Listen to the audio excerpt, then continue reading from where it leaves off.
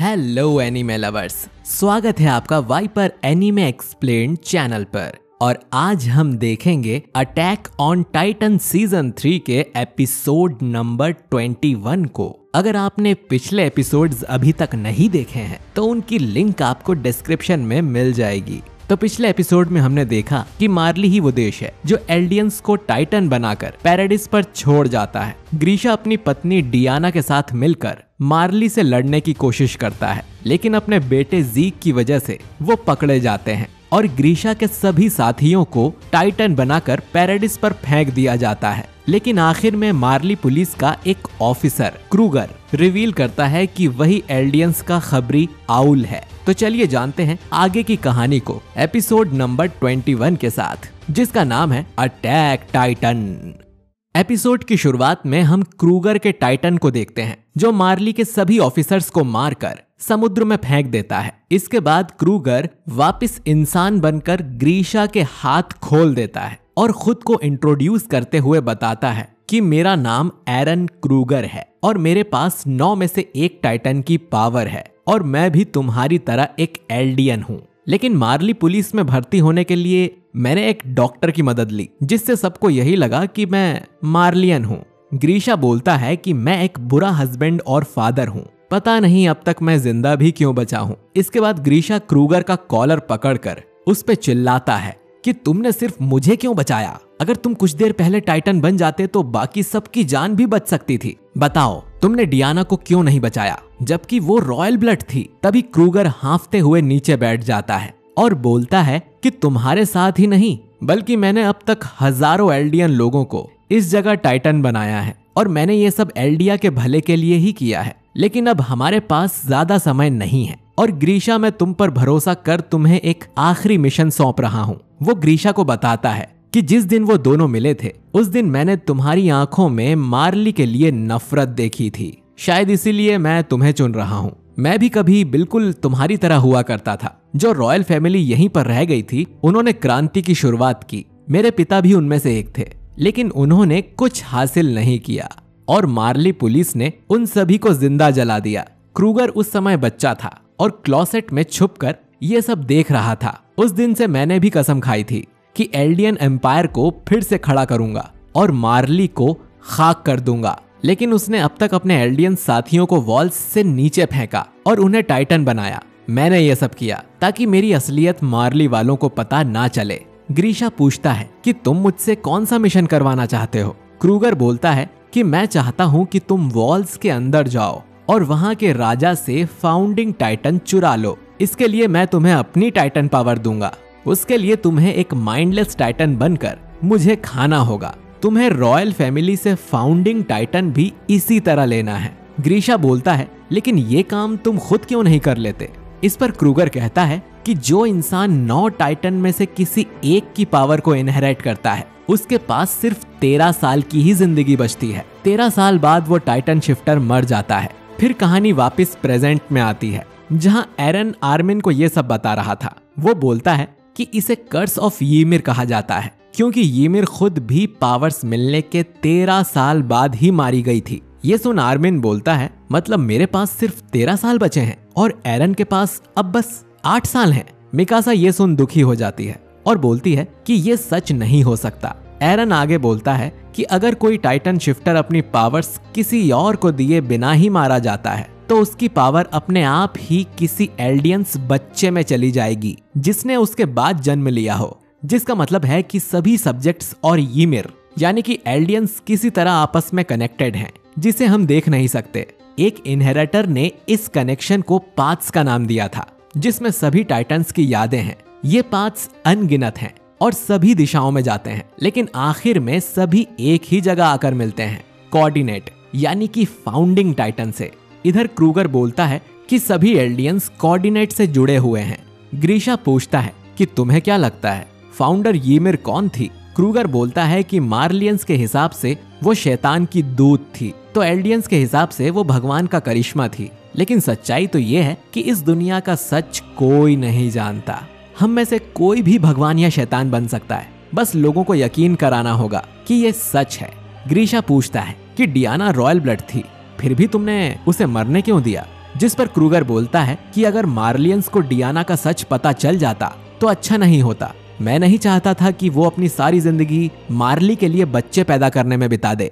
मैंने अपना मिशन पूरा किया, अब तुम्हारी बारी है। सिर्फ टाइटन पावर के साथ ही तुम बाकी प्योर टाइटन से बचते हुए वॉल्स तक पहुंच पाओगे। ग्रीशा बोलता है कि मुझे नहीं लगता कि मैं ये काम कर पाऊंगा। अगर मुझे पता होता कि आजादी की कीमत इतनी बड़ी है तो मैं ये कभी नहीं करता। इस पर क्रूगर अपने पास से एक फोटोग्राफ निकालता है, लेकिन ग्रीशा उसे देखने के लिए भी तैयार नहीं था। क्रूगर बोलता है कि मैं तुम्हारे पास्ट की वजह से ही तुम्हें चुन रहा हूँ। अगर तुम उस दिन अपनी बहन को गेट के बाहर नहीं लाते तो वो जिंदा होती और एक अच्छी लाइफ जी रही होती, लेकिन तुम उसे बाहर लेकर गए और मैंने तुम्हें पीटा। हमें अपने पापों की सजा तो भुगतनी ही होगी, या तो मरने से पहले या मरने के बाद, लेकिन तब तक हमें लड़ते रहना होगा। फिर ग्रीशा उस फोटो की तरफ देखता है। ये वही फोटो थी जिसमें वो, डियाना और ज़ीक थे। अब ये सब सुन ग्रीशा उस फोटो को ले लेता है और खड़ा हो जाता है। क्रूगर उसे बताता है कि सभी 9 टाइटन्स के अलग अलग नाम हैं। जो टाइटन तुम मुझसे लेने वाले हो उसका भी। ये टाइटन हर सदी में आजादी को पाने के लिए लड़ता है और इसीलिए इसका नाम है शिंगेकी नो क्योजिन। दोस्तों हिंदी में बोलूं तो अटैक टाइटन। तो अब जाकर एरन को पता चला है कि उसके टाइटन का क्या नाम है। एरन देखता है कि यहाँ हांजी और लिवाई आ चुके थे। हांजी उससे पूछती है कि तुम क्या बड़बड़ कर रहे हो। इसके बाद लिवाई एरन की सेल ओपन कर उसे बाहर आने देता है। एरन बोलता है लेकिन अभी उनकी सजा पूरी होने में 10 दिन और बचे हैं। लेकिन लिवाई कहता है कि बस तुम्हारी सजा पूरी हुई। हांजी बताती है कि उसकी जाकरी से बात हुई है और उसका कहना है कि हमारे हीरोज को ऐसे कैद करके रखना अच्छी बात नहीं है जिन्होंने कोलोसल और आर्मर टाइटन को हराया है। लिवाई एरन और मिकासा को जल्दी से तैयार होने को बोलता है क्योंकि रानी ने उन्हें बुलाया है। इधर हम रानी हिस्टोरिया को देखते हैं जो ईमिर के उस लेटर को पढ़ रही थी। ईमिर ने लिखा था कि मेरी प्यारी हिस्टोरिया, मुझे माफ कर दो। मैं उस दिन तुम्हें छोड़कर चली गई क्योंकि मेरे पास वैसे भी ज्यादा दिन नहीं बचे थे। मुझे बस एक ही बात का अफसोस रहेगा कि मैं तुमसे शादी नहीं कर सकी। इसके बाद हिस्टोरिया जब उस लेटर को छूती है तो उसे ईमिर की सभी यादें दिखने लगती हैं। उसके बचपन से लेकर पैराडिस पर फेंके जाने तक, फिर कैसे वो एक माइंडलेस टाइटन बनकर भटकती रही और फिर एक दिन जब उसने रायनर के एक दोस्त को खाया तो वो फिर से इंसान बन गई। आखिर में हिस्टोरिया ईमिर को चेन से बंधा हुआ देखती है, ठीक वैसे ही जैसे रिचुअल से पहले एरन को बांधा गया था। हिस्टोरिया हांजी से पूछती है कि क्या रायनर ने सिर्फ यही दिया? तो हांजी बोलती है हाँ। जीन पूछता है क्या इसमें कोई सीक्रेट मैसेज छुपा है जो सिर्फ तुम समझ सको? हिस्टोरिया बोलती है मुझे नहीं लगता ईमिर इतना दिमाग लगाएगी। तभी यहाँ एरन और उसके दोस्त भी आ जाते हैं। फिर इन सभी की मिलिट्री सुपीरियर्स के साथ एक मीटिंग होती है जहाँ इन तीनों बुक में लिखी बातें सभी को बताई जाती हैं। जाकरी पूछता है कि अब हमारा आगे का प्लान क्या होना चाहिए? कमांडर हांजी बोलती है कि सर्वे कॉर्प्स को पिछले मिशन में बहुत बड़ा नुकसान हुआ है। हमने कई होनहार स्काउट्स को खो दिया, लेकिन हमने वॉल मारिया को वापस हासिल कर लिया है। साथ ही कोलोसल टाइटन की पावर भी हमारे पास है। मुझे खुशी होती अगर हमारे दुश्मन सिर्फ टाइटन्स होते, लेकिन ऐसा नहीं है, बल्कि हमारे असली दुश्मन दूसरे देशों में रहने वाले इंसान ही हैं। साफ साफ कहूँ तो एक तरफ हम हैं और एक तरफ पूरी दुनिया। इन बुक्स के हिसाब से हम एक खास जाति के लोग एल्डियंस हैं और सिर्फ हम ही टाइटन्स में बदल सकते हैं। एक समय पर हमने दुनिया पर राज किया था। कुछ लोगों को डर है कि हम फिर से ऐसा कर सकते हैं, इसीलिए दुनिया के सभी लोग हमारा नामो निशान मिटाना चाहते होंगे। पास्ट में क्रूगर ग्रीशा को बताता है कि अगर मार्ली के हाथ फाउंडिंग टाइटन लग गया तो एल्डियन जाति खत्म हो जाएगी। ग्रीशा बोलता है लेकिन वॉल्स के अंदर राजा ने तो चेतावनी दी थी, जिस पर क्रूगर बोलता है कि वॉल्स का किंग कुछ नहीं करेगा, उसने सबको झूठी चेतावनी दी थी। अब एल्डियंस अपने कर्मों के लिए खुद ही जिम्मेदार होंगे। मैं फाउंडिंग टाइटन के साथ हमेशा के लिए युद्ध का त्याग करता हूँ। वॉल्स पर भागने से पहले राजा ने यही मैसेज रॉयल फैमिली को दिया था। उसने लाखों कोलोसल टाइटन छोड़ने की जो बात की थी वो भी बाकी देशों को डराने के लिए थी, ताकि वॉल्स के अंदर लोग शांति से रहें। उसने वॉल्स के अंदर लोगों की यादें भी मिटा दी और उनके दिमाग में ये डाल दिया कि वॉल्स के बाहर मानवता खत्म हो चुकी है। मैं उस आदमी को असली राजा नहीं मानता जो अपने लोगों की रक्षा ना कर सके। तुम्हें उस कायर को ढूंढकर उससे फाउंडिंग टाइटन हासिल करना होगा। इधर हांजी बताती है कि डॉक्टर ग्रीशा ने अपना मिशन कंप्लीट कर लिया था और फिर उसने फाउंडिंग टाइटन अपने बेटे एरन को सौंप दिया। लेकिन फाउंडिंग टाइटन की पावर कोई रॉयल ब्लड वाला ही यूज कर सकता है। लेकिन जब भी कोई रॉयल ब्लड फाउंडिंग टाइटन को इनहेरेंट करता है तो उस पर फर्स्ट किंग की कसम हावी हो जाती है, जो थी कि उसने युद्ध का त्याग कर दिया है। लेकिन एक बार एरन फाउंडिंग टाइटन की पावर को यूज कर पाया था जब उसने कई सारे माइंडलेस टाइटन्स को कंट्रोल किया था। मुझे लगता है कि ऐसा कुछ तरीका जरूर होगा जिसमें एरन फाउंडिंग टाइटन की शक्ति का इस्तेमाल कर सकता है। एरन सोचता है कि आखिर उस दिन ऐसा क्या हुआ था कि मैं वो पावर यूज कर पाया था, और तब एरन को याद आता है कि जिस टाइटन को उसने उस दिन पंच मारा था वो डियाना फ्रिट्स थी, और डियाना एक रॉयल ब्लड थी। मतलब अगर एरन किसी रॉयल ब्लड वाले टाइटन को छू ले तो वो फाउंडिंग टाइटन का इस्तेमाल कर सकता है। ये जानते ही एरन चिल्ला कर खड़ा हो जाता है, लेकिन फिर वो सभी को सॉरी बोलकर बैठ जाता है और मन ही मन सोचता है कि मैंने अभी आर्मिन और मिकासा तक को भी नहीं बताया है कि वो टाइटन जिसने मेरी माँ और हैनस को मारा था वो मेरे फादर की पहली पत्नी डियाना थी। और अगर मैंने किसी को ये बताया कि मैं रॉयल ब्लड वाले टाइटन को छूकर फाउंडिंग टाइटन का इस्तेमाल कर सकता हूँ तो पता नहीं मिलिट्री हिस्टोरिया के साथ क्या करेगी, जो कि यहाँ बची एक लौती रॉयल ब्लड है। इधर क्रूगर ग्रीशा से कहता है कि वॉल्स के अंदर जाकर तुम्हें किसी से शादी करनी है और परिवार बसाना है। ग्रीशा बोलता है कि मैं टाइटन बनने के बाद तो वैसे भी तुम्हारी ज्यादातर बातें भूल जाऊंगा।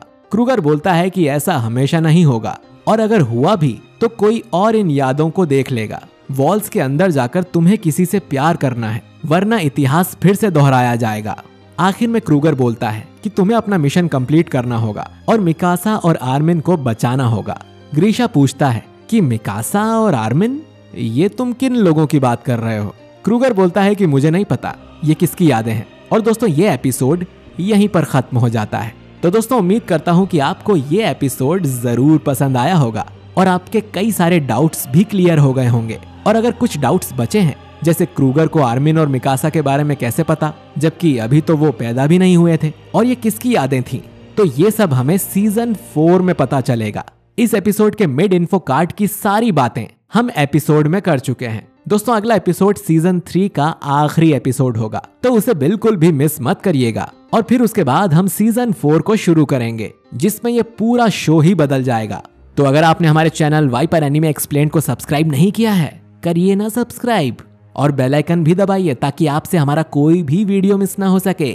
और मैं मिलता हूं आपसे बहुत जल्द सीजन 3 के आखिरी एपिसोड के साथ। तब तक के लिए मुझे दीजिए इजाजत। शुक्रिया।